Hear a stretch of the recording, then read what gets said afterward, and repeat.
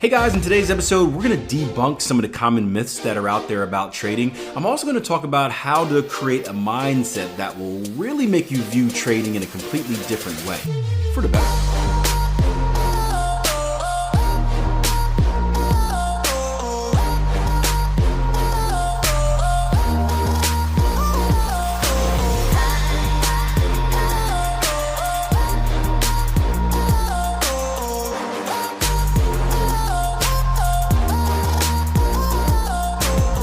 So if you missed it, I said I was apologizing because I was a little bit late. I put out a podcast this morning about indicators, the wrong and right ways to use them, and I got a comment on Twitter saying, from someone saying, something I like to use as an indicator is looking at the dollar index as confirmation for a possible turn in the dollar pairs. In this case, it's not a lagging indicator, which is a big difference. And if you know me, you know how I feel about correlations. Specifically, I've taken this hard stance where I don't think there's any value in the dollar index. Maybe for a long-term investor there is, but for a trader I don't see any.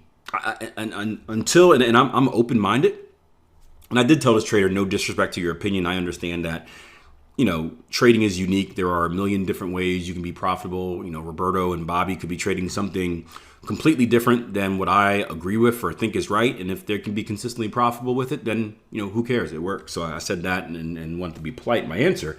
But I'm still waiting for the argument on how the dollar index, from a trading perspective, not a longer term investment perspective, how it can provide any benefit in our trading. And until someone can give me a solid answer, that's going to be my opinion. I just don't see it. How it's chicken or the egg type of thing, isn't it? If the dollar index is bullish,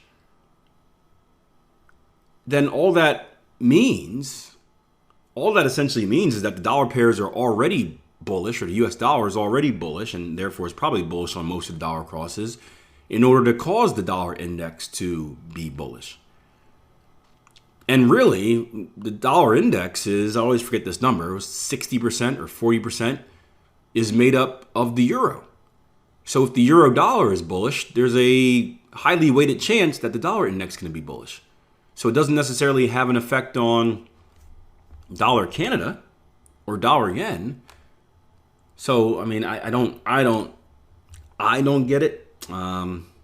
But like I told the trader, if it works as confirmation, meaning that, hey, I only want to be bullish, maybe if the dollar index is bullish, it's like a CTS score type thing where you give yourself a point, then it makes sense. We just have to make sure there's there's legitimate confirmation, and we're not just using something that's going to help us kind of help promote our confirmation bias and do what we want to do anyway. George says, I'm with you on that one. Never found it useful. I see a lot of traders use it to justify their trades. Yeah, I think correlations in the Forex market are stupid. I don't think they're stupid in the stock market. I don't think they're stupid with commodities. I don't think intermarket correlations are necessarily stupid, meaning looking at gold in the dollar index or looking at oil in Canada, stuff like that. But I think the particular Forex market correlations are dumb because there's no use for them, because we're trading battles. We're trading individual games. This is the only market where we have actual battles. It's not like, hey, we're trading Tesla and Tesla stands in its own right. And in order to kind of have an idea of what Tesla's going to do, we may have to look at other things in the tech sector or something like that. If I want to know what the dollar Swiss is doing, I simply pull up a dollar Swiss chart. If I have any question, what currency is stronger or weaker between the Swiss franc and the US dollar, I simply pull up a dollar Swiss chart. I don't have to pull up a dollar index and pull up a Swiss index and do all these fancy things. I just pull up the chart. So I don't get it. I don't get it.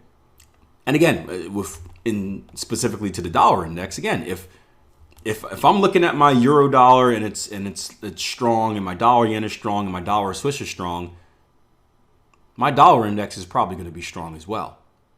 So does it really provide any type of confirmation? Like, it's impossible for the dollar index to be weaker. Now, again, if you're looking for like a longer term investment, it makes sense. If you're looking to position yourself for maybe something longer term, it makes sense. But I don't know. I don't get it. I'm still waiting for someone to come with an explanation. Convince me. I am open-minded. It just doesn't make sense to me. Now, other correlations do make sense, even if you don't personally use them. It's like if you understand, like Aussie pairs, New Zealand pairs tend to run hand in hand, right? If there's I don't know if you want to call this a correlation, but like a risk on, risk off type of move, that makes sense where, the markets flood there's a natural disaster, for example, and the markets flood to the safe haven pairs, right? That's a correlation, but it's not necessarily a correlation between pairs. It's a correlation between events and pairs. Or even something, I guess you can make a correlation between pairs, but it's like, so the dollar and the yen are typically the safe haven pairs, right? Does that make sense, guys? So when in doubt, buy it. If you want to be safe, buy the dollar. That it's just, we're the best of the worst, right? So if we get negative news for the dollar, next up is the yen. If you want to be safe, you flock towards the yen. So there is that correlation where you can see, hey, if there's a horrible dollar-based news and you see the dollar pairs sinking, maybe you're going to see the yen pairs. Or if we're in a risk-on type of atmosphere, we saw that probably about a month ago, we saw everyone flock to Australian dollar. So there are those type of correlations, but those aren't consistent. Those are more situational based than like actually pair to pair. It's not like, well, every time the Aussie moves down, the dollar goes up. It's not like that. It's kind of more situational and fundamental based. But I guess you can call those correlations. So I don't know. It's one day someone will come with a good answer to convince me. And again, I'm not bashing this person at all. But it's just something that I don't know. It doesn't make sense. Now, Amari says, going back to the old question, or the first question, would you get long and short the dollar at the same time based off individual charts, like being long euro dollar and short, or being long euro dollar and long dollar yen at the same time? Yes, I would. I have done it plenty of times. I can tell you that the first time you do it, it is not fun. The first time you do it, it doesn't make sense. You're like, so I'm buying the dollar and selling the dollar at the same time.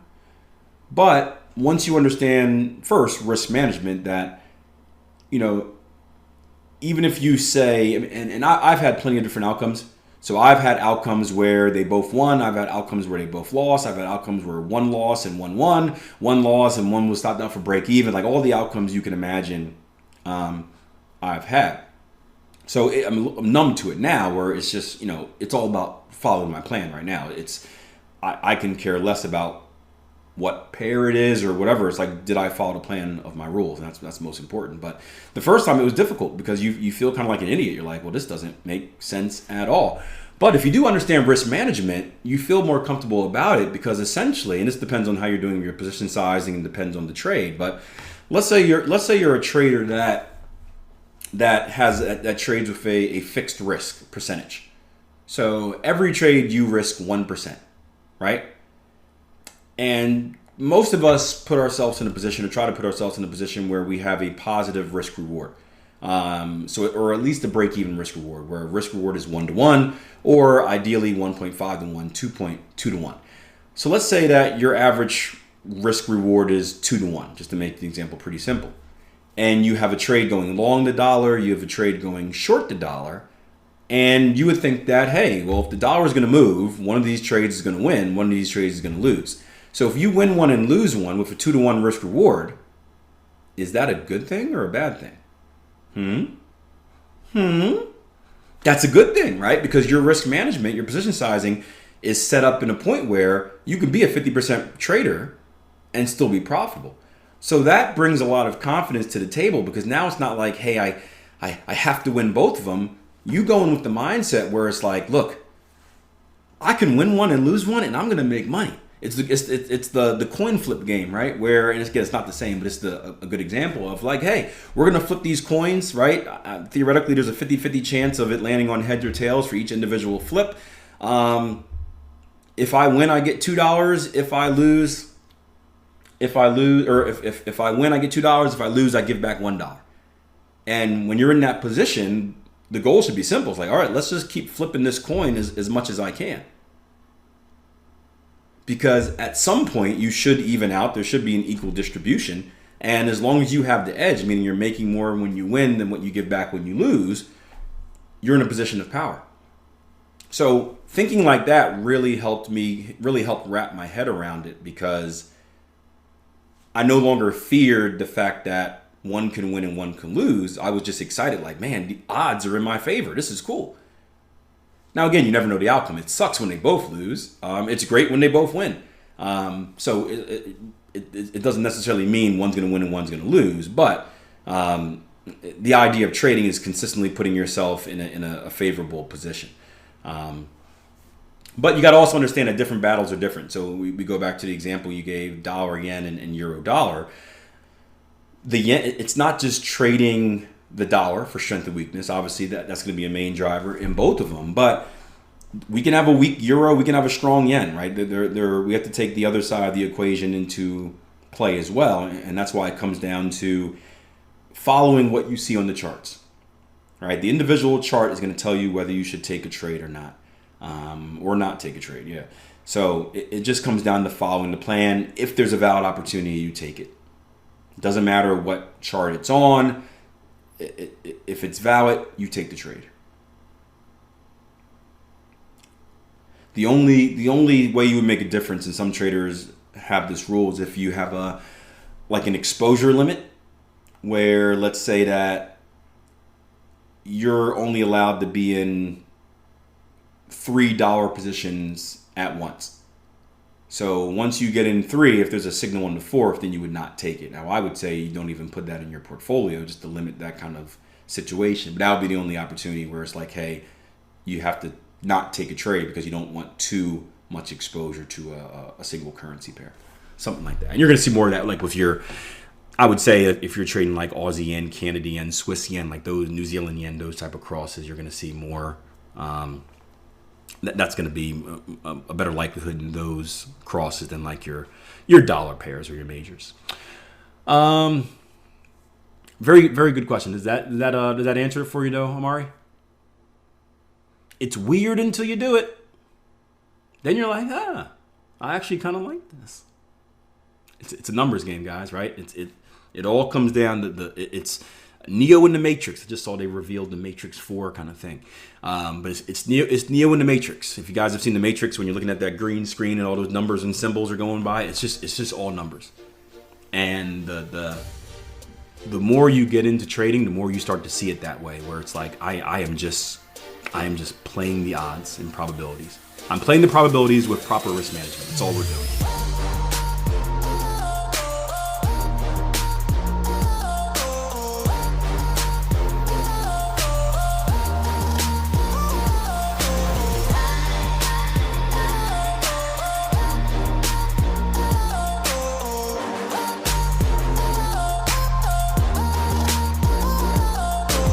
Hope you guys enjoyed the show. As always, if you want some free education, make sure you head over to www.tier1trading.com. Click that button that says give me free stuff. Also, check out the 14-day trial membership as well. There's some pretty cool stuff that you get during those 14 days.